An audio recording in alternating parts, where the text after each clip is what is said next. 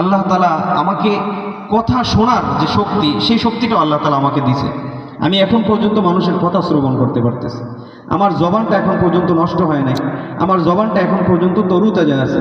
আমি জবান থেকে আল্লাহ তাআলার নাম জপতে পারতেছি, আল্লাহ তাআলাকে আমি ডাকতে পারতেছি। তো দেখেন আমার ভিতরে আল্লাহ তাআলা কত সুন্দর, কত সম্পদ দিয়ে রাখছে।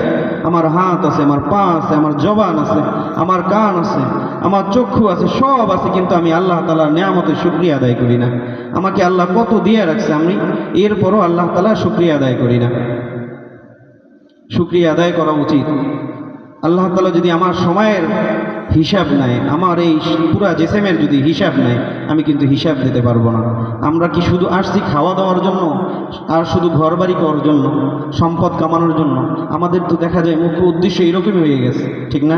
শুধু সম্পদ কিভাবে অর্জন করব, মানুষের তো ঠকাইয়া সুদ ঘুষ যেভাবে হোক আমার সম্পদ বাড়ানো লাগবে, আমার সম্পদ বাড়াইতে হবে। এরকমভাবে আমরা সম্পদ বাড়াইতে থাকি, কিন্তু একটা বড় চিন্তা করি না যে আজকে আমার যদি চক্ষু বন্ধ হয়ে যায়, এই সম্পদের মালিক কিন্তু আর আমি থাকবো না। যতই আমি দাপট দেখাই, আমি যতই ক্ষমতাবান হই না কেন, আমার এই ক্ষমতা চক্ষু বন্ধ হইলে আর থাকবে না। এই জন্য সর্ব অবস্থায় আমরা জিকির করব।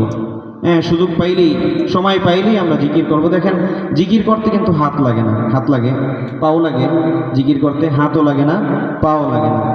জিকির করব আমি জবান থেকে, মুখ থেকে। জিকির এমন একটা দামি সম্পদ, যে জিকিরের মজা পেয়েছে তো সেই জিকির আর কোনোদিন ছাড়ে নাই।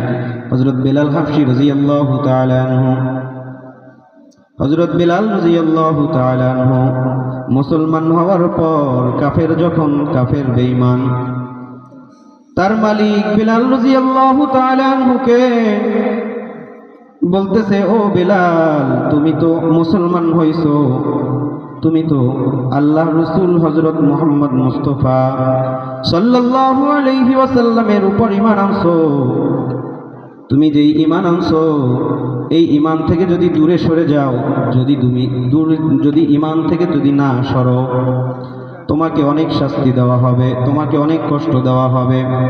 হযরত বেলাল রাদিয়াল্লাহু তাআলা আনহু বলেন, ও কাফের বেঈমান, আমার মালিক, আমার মুনিব, যতই তুমি আমাকে শাস্তি দাও, যতই তুমি আমাকে কষ্ট দাও, আমি যেই ঈমান আনছি, যেই রাসূলের উপর ঈমান আনছি, যে এক আল্লাহর প্রতি আমি ঈমান আনছি, ওই ঈমান থেকে আমি কখনো দূরে সরব না। তো হযরত বেলাল রাদিয়াল্লাহু তাআলা আনহুকে উত্তপ্ত বালুর ভিতরে শোয়াইয়া